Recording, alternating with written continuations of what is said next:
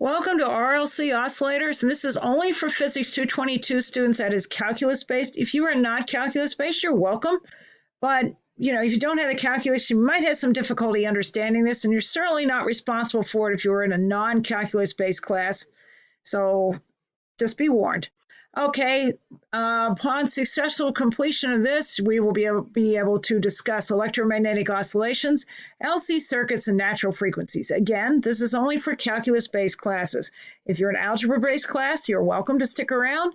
But if you don't understand it, don't worry about it. It's not going to be on a test. Okay, now this is where it starts to get steep. Now, those who have done calculus may have seen this notation. If not, here it is. Okay, Newton's notation for a derivative. Newton developed a shorthand notation for expressing time-based derivatives, in other words, something with respect to time, ddt. When performing a derivation of a variable with respect to time, instead of writing ddt, he put a dot over the variable.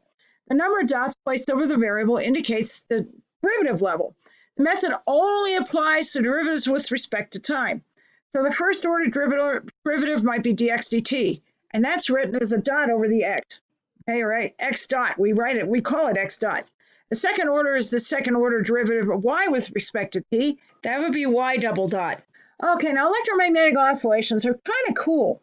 What we have is an LC circuit, which is just an inductor and a capacitor. And there actually is resistance in this, but we're going to ignore it. Okay, so we just have a pure inductance and pure capacitance, no resistance. We're going to start over here. Okay, at this point, the capacitor is fully charged. Okay, so all the energy is in the capacitor. And of course, the energy is constant because there's nothing to dissipate it. There's no resistance or anything else like that to dissipate it. It just sloshes between the inductor and the capacitor. So the total energy, which is UB plus UE, equals 1/2 Q squared over C plus 1/2 Li squared. So at this point right here, everything's in the capacitor. So UE equals 1/2 Q squared over C. Now, as time goes on, the capacitor discharges and current starts to build up. So current was originally 0 because everything's paused for a second here. And that, of course, is right here on this curve right here. So that's this. Notice that UB is 0, and UE is Q squared over 2C. Now, the capacitor will start to discharge. The current starts to build up in the inductor, building up its magnetic field. Now, of course, it fights you every step of the way. So this is not an instantaneous process. It won't be an instantaneous process because this, of course, develops a back EMF to fight the imposed change, which is to build up current in its coil. So the current starts to flow, the magnetic field starts to build up, and after 1/8 of a period, we have a point where UB and UE are exactly the same, and that's right here in this chart. Okay, now at this point, it continues to build up until it reaches a maximum. At that point, the capacitor is completely discharged, so its UE is 0. UB is up to its maximum, current is up to its maximum, and of course we can see that from 1/2 Li squared. If this is a maximum, so is that. And that's this point right here. That's UB. So this is where we are. Okay, now the current starts to decrease, the capacitor starts to charge up again, but it's still going in the same direction. And we get to a point where we're 3/8 of a period out, we have UB again equal to UE, and that's right here. And the inductor still has some current going through it, so it's still got a magnetic field, and the capacitor has an electric field, and the two energies are equal. As time goes on, the current gradually decreases as the capacitor charges up. Eventually, you get to the point where there's no more current flowing. UB is then 0, and that is right here, and that's at time of 1/2 period, so T over 2. The capacitor is fully charged, so it's got the maximum energy in it. So UE is at a max, okay, and UB is at 0. Okay, time goes on, and notice that the current reverses. This is alternating current, so the current reverses. The capacitor starts discharging, and the inductor starts to build up its magnetic field, but it doesn't like to do that, so it kind of slows the process down. Eventually, you get to the point where you're 5/8 of a period out, and you're back to the point where UB equals UE. At that point, you are here, okay, and UB and UE are crossing over, so they're equal. The current keeps flowing and increasing as the capacitor discharges, and the inductor sort of gives up the ghost trying to fight this. Eventually, you get to a maximum current point. The magnetic field's at a maximum, so is UB. And the capacitor is completely discharged, so its energy is 0. And at that point, you are right here. And that is at 3/4 of a period. Okay, so then the current keeps flowing, but it slowly decreases as the capacitor charges up. Eventually you get to the point at 7/8 of a period out, you have UB and UC equal again, and at that point you're right here. And after another eighth of a period, we get back to where we started from.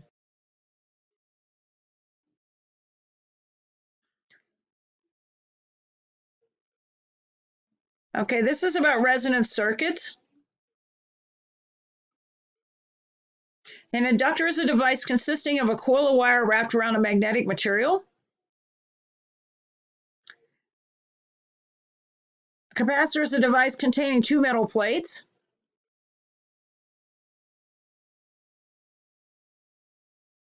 If we connect an inductor and a capacitor together in a circuit, the current and voltage can oscillate as shown.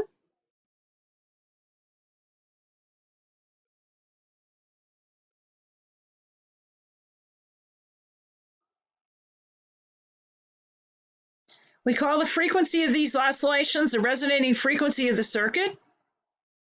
And by the way, the voltage are these green arrows and the currents are the red arrows here. Voltage is also called force. This frequency is determined by the value of the inductor's inductance and by the value of the capacitor's capacitance. The amplitude of the oscillations will gradually decrease due to the resistance of the wires. Now, this is not a pure LC circuit. This is an LRC circuit. If the wires in this circuit hypothetically had no resistance, then these oscillations would continue forever, and this would be an LC circuit. On the other hand, suppose that our circuit consisted of just a capacitor and a resistor. That, of course, will be an RC circuit. Once the capacitor discharges, the voltage across the resistor will be zero. Once the voltage across the resistor is zero, no current will flow through it.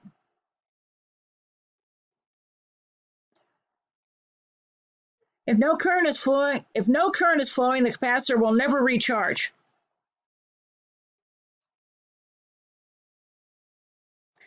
But unlike resistors, an inductor is a device which tries to prevent any changes to the amount of current flowing through it. So in other words, it always fights you.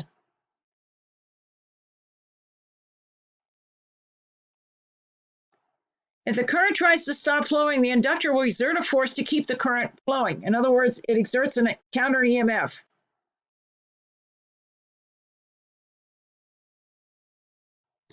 In the circuit of the resistor, when the capacitor fully discharges, the current drops to zero.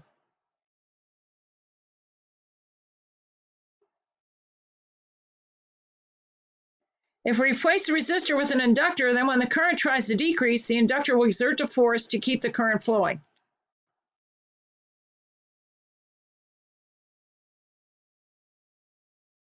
This current will then charge the capacitor in the opposite direction. The capacitor will then want to discharge and the cycle will repeat itself.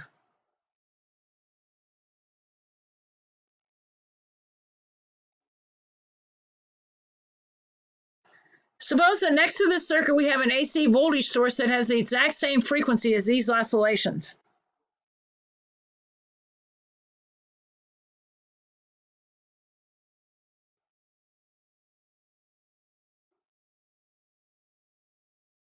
If we add a resistor as shown, the voltage of both sides of the resistor will always be equal.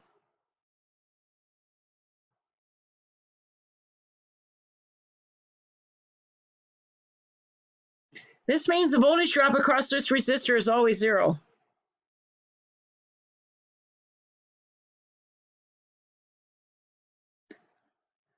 If the voltage drop across the resistor is always zero, then no current will ever flow through it.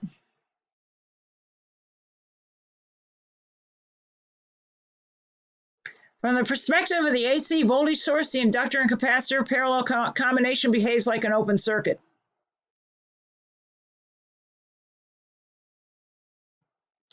The inductor-capacitor parallel combination can be replaced with an open circuit, and the AC voltage source wouldn't know the difference because no current will flow through the AC voltage source in either case.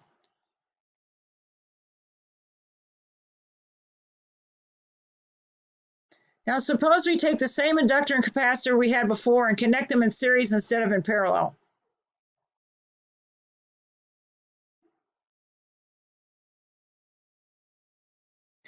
Since all the components in the circuit are now connected in series, at every point in the circuit will have exact same amount of current flowing through it.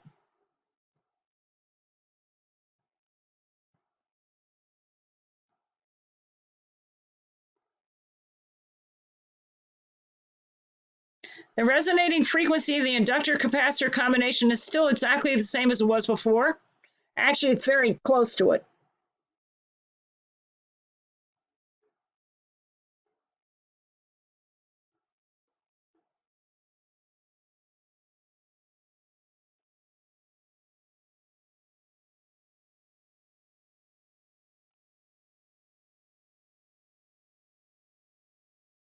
With the components connected in series instead of in parallel, the inductor-capacitor combination acts like a short circuit instead of like an open circuit.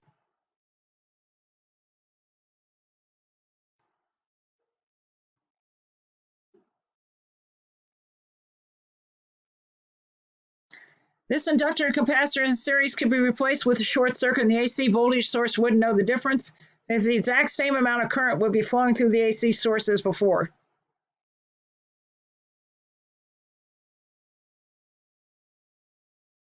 However, this is only true if the frequency of the voltage source is exactly equal to the resonating frequency. The closer the frequency of the voltage source is to the resonating frequency, the more the inductor-capacitor series combination will look like a short circuit, and the larger the amplitude of the current will be.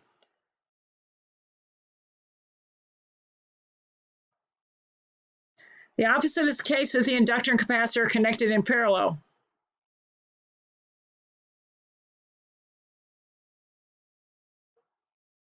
The closer the frequency of the voltage source is to the resonating frequency, the more the inductor-capacitor parallel combination will look like an open circuit, and the lower the current through the voltage source will be.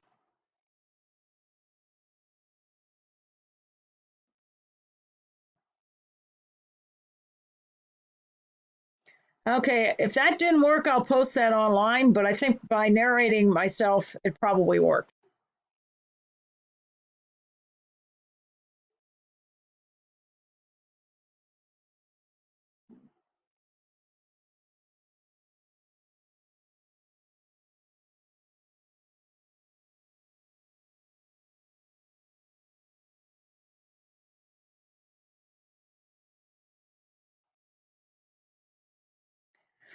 Okay, so there is a correspondence between electromagnetic oscillations and the old-fashioned spring mass system. Remember that guy? So the mass spring and LC circuit systems, there's a correlation. Q is kind of like X, and 1 over C is kind of like K, and I is kind of like V, and L is kind of like M. These correspondences listed above suggest that to find the angular frequency of oscillation for an ideal, that is, no resistance, LC circuit, K should be replaced by 1 over C and M by L. And when you do that, you find out that the omega, which is the natural frequency in radians per second, is 1 over the square root of LC. Remember, there was something about the square root of K over M? Remember that? Okay, so the total energy U present at any instant in an oscillating LC circuit is given by the sum of the magnetic and the electric energies. So U equals UB plus UE, or 1/2 Li squared plus 1/2 Q squared over C. Since we assume that the circuit resistance is 0, no energy is transferred to thermal energy, and U remains constant with time. In other words, U dot equals 0, so there's no change with time from U. This leads to U dot, which is the derivative with respect to time of this quantity, 1/2 Li squared plus 1/2 Q squared over C, and we can take that derivative and run it through the whole thing. That will equal Li di dt plus Q over C dq dt. Now, I, of course, is dq dt, and di dt is just the second derivative of Q with respect to time. When we substitute these things, we wind up with Li Q double dot, that is Li times the second derivative of Q with respect to time, plus Q over C times I, has to equal L times the second derivative of Q with respect to time, plus Q over C, and that has to equal 0. That's just getting rid of the I here. Now, this is the differential equation that describes the oscillation of an undamped, that is no resistance, LC circuit. So it's sort of like the undamped spring mass system. Okay, now the solution for this differential equation, Q equals Q amplitude times the cosine of omega t plus phi. Or, of course, Q amplitude is just the amplitude of the charge variations. Omega is the angular frequency, that's the square root of 1 over the square root of LC of the electromagnetic oscillations, and phi is the phase constant. Now we take the first derivative of Q with respect to time, that is Q dot. we're going to end up with a current. I equals minus omega Q times the sine of omega T plus phi. Now, the electric energy stored in the LC circuit at time T is UE equals Q squared over 2C. And we can plug in what we had before for Q. That we equal the amplitude squared, that's capital Q squared, divided by 2C times the cosine squared of the quantity omega T plus phi. The magnetic energy stored in the LC circuit at any time T is UB equals Q squared over 2C times the sine squared of omega T plus phi. The energy, of course, just sloshes back and forth between the electrical and magnetic, but the total energy is always the sum. So here we have an example. Here we have an LC oscillator, potential change rate of current change. A 1.5 microfarad capacitor is charged at 57 volts by a battery, which is then removed. At time t equals 0, a 12 millihenry coil is connected in series with a capacitor to form an LC oscillator. What's the potential difference VL of t across the inductor as a function of time? What's the maximum rate di dt max at which the current I changes in the circuit? The physics of this is an LC oscillator. First thing you do, you write everything down and convert it to SI, and you especially have to convert to SI with this stuff. The capacitance is 1.5 times 10 minus 6 farads, and of course we want the VC at 0 will just be equal to VC, that's 57 volts. That's the maximum, that's the amplitude of the voltage across the capacitor. And then L equals 0.012 Henry. V, of course, is 0, so VC of 0 equals VC. Now, VL of t, we want to know that, and we're also interested in di dt max. So we have some formulas here. VLT minus VC of t equals 0. Q equals CV. Little q equals big Q, which is the amplitude Q, times the cosine of the quantity omega t plus phi. We know that omega, the natural frequency, is 1 over the square root of LC. Now, of course, this will be in radians per second. And then I is going to be minus omega times Q times the sine of omega t plus phi. And that just comes from differentiating that with respect to time.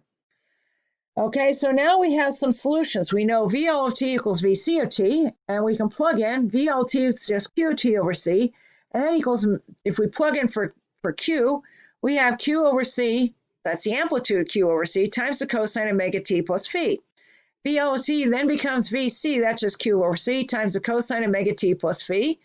So VLT will then be VC times the cosine of this quantity. Omega is just 1 over the square root of LC, so this becomes the cosine of the quantity T over the square root of LC plus phi. Okay, so we can also say that the current equals minus omega times the amplitude Q times the sine of omega T plus phi, or the time derivative with respect to the current will become minus omega squared times Q times the cosine omega T plus phi. That's just taking the derivative of this with respect to time. And substituting in for omega, we end up with di dt equals minus 1 over LC. Of course, we're squaring this. That's where the square root 142 times C times VC, that's Q, times the cosine of omega t plus phi. Okay, so then di dt is minus VC over L times the cosine of omega t plus phi.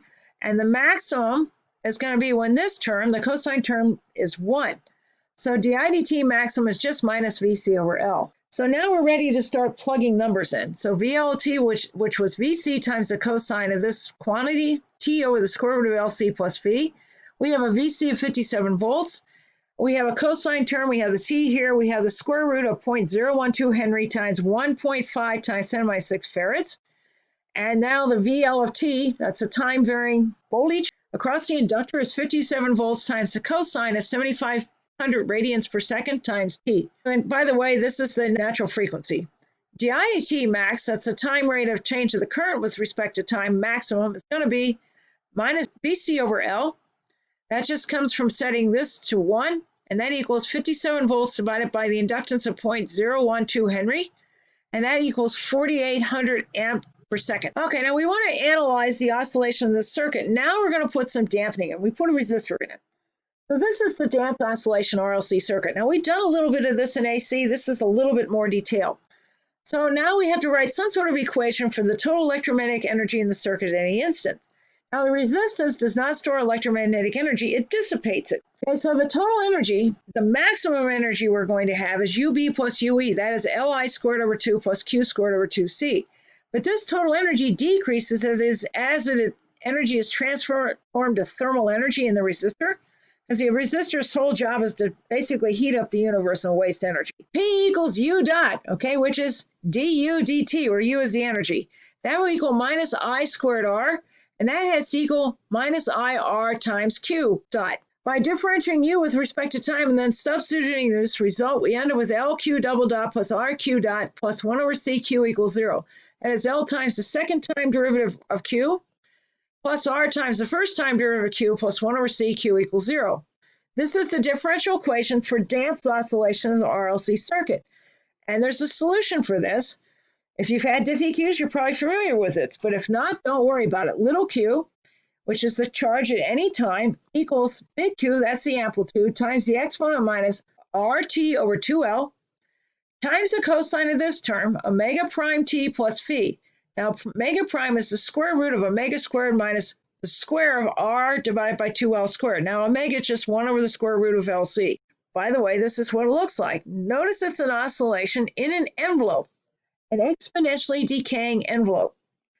So Q equals Q, big Q, that's the amplitude Q, times the exponent minus RT over 2L times the cosine of omega prime t plus phi. This term here is the oscillation.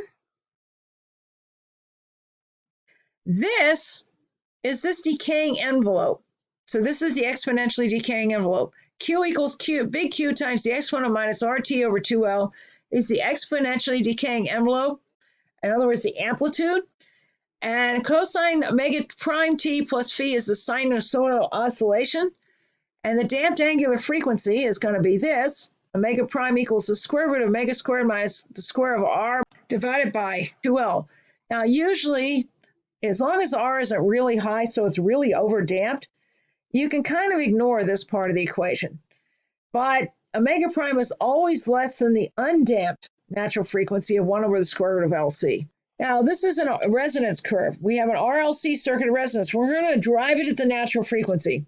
So the power, EMF, and current are maximized at resonance. And of course, that's when omega prime equals this quantity, the square root of omega squared minus the square of R over 2L, where omega prime is less than omega, and omega is 1 over the square root of LC. If you vary the resistance, resonance occurs at nearly the same frequency because this term isn't very large, unless R gets extremely large.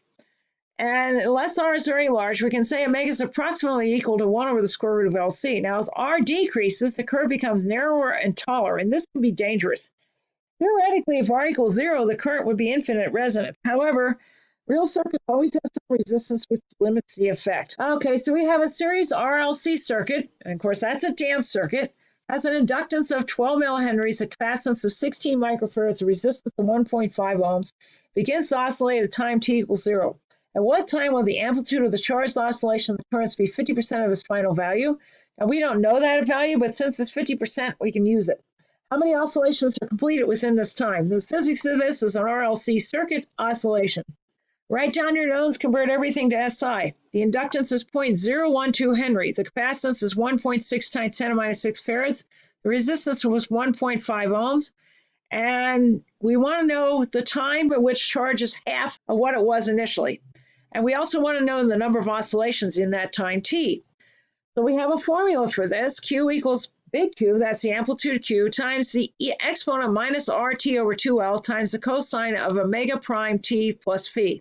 And of course, big N is just going to be t divided by tau. That will be the number of oscillations. And tau is just 2 pi over omega. And omega equals 1 over the square root of LC. We want amplitude to be a maximum, so that means this is going to be equal to 1. So the amplitude is the max values, and that would be Q times the exponent minus RT over 2L equals, and we want this at 0.5 Q. We're going to solve this equation for 0.5 Q, half of what the maximum would be. Now the Q will cancel out on both sides. You play with this a little bit. And T will then be minus 2L over R times the natural log of 0.50. Now, this is actually P, so we can rewrite this in a more general format as T equals minus 2L over R times the natural log of P, where P is this fraction of the initial value, in this case 50%, or 0.50. Now, the number of oscillations will be T, which the time divided by the period for one oscillation. And if we plug in for that, it ends up being T omega over 2 pi, and if we plug in for this, it ends up being T over 2 pi times the square root of LC. Now, we can start plugging numbers in. So my N equals minus the square root of L times the natural log of 0.50 divided by pi times R times the square root of C. We do a little bit more algebra on this. N equals minus the square root of L times the natural log of P divided by pi R times the square root of C. P represents a portion of the initial value. In this problem, it's 50%. Okay, so now we're ready to plug and chug numbers. Okay, our inductance is 0.012 henries, and our resistance is 1.5 ohms. So the T is minus 2 times this 0.012 henries divided by 1.5 ohms times the natural log of 0.50. So time is 11 milliseconds. Okay, N, which would be the number of oscillations, equals minus the square root of L times the natural log of 50 divided by pi times R times the square root of C. You plug in everything. Here's the square root of L of 0.012 henries. We take the natural log of 0.50. We have a pi, we have a resistance of 1.5 ohms, and we take the square root of the capacitance of 1.6 times 10 to minus 6 farads. So it ends up being 13 oscillations. Okay, you have a 1 millihenry inductor. What capacitor should you choose to make an oscillator with a frequency of 920 kilohertz? This frequency is near the center of the AM radio band. Now, my brother and I used to do this all the time at home. We'd get an inductor and a capacitor and build little LC circuits. And then the big thing was use an antenna, get an antenna. We used to use the phone lines for an antenna. And then you had this really long antenna. The phone company didn't care. So the knowns, L equals 1 times 10 to minus 3 henries, and the frequency is 920 times 10 to the third hertz. We want to know the unknown capacitance. The physics of this is an LC oscillator resonance, and obviously you want the circuit to be a resonance because that's how radios work. Radios are basically just an LC circuit run at resonance. So omega equals 1 over the square root of LC. That also equals 2 pi f. We can solve this for C. C will equal 1 over 4L times the quantity pi f squared. We can plug in our numbers. Here's our 1. Here's our 4 times an inductance of 1 times 10 minus 3 henries. And, of course, we have pi times the frequency of 920 times 10 to the third hertz. We're going to square that. It's 30 picofarads. An alternating current of amplitude 60 volts is applied to a series RLC oscillator where resistance is 24 ohms, L equals 25 millihenries, and C equals 0.1 microfarads. Can the maximum voltage across the inductor exceed Emax? In other words, the amplitude from the generator. How could you increase this voltage? Well, you write down everything you know. You know Emax is 60 volts, the resistor is 24 ohms, the inductor is 25 times 10 to the 100 henries, capacitance is 0.10 times 10 to the 6 farads. The physics of this is an RLC oscillator resonance where Z equals R. The maximum voltage will occur at resonance where Z equals R. So Imax equals EMF divided by R, or 60 volts divided by 24 ohms. So this will be the amplitude of the current. That's 2.5 amps.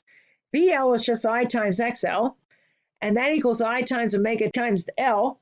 And if we substitute in for omega being 1 over the square root of LC, it becomes I times L divided by the square root of LC. And this is just units, okay? And then, of course, we're dividing by the capacitance of 0.10 times 10 minus 6 farads. And we're going to take the square root of everything in the square brackets.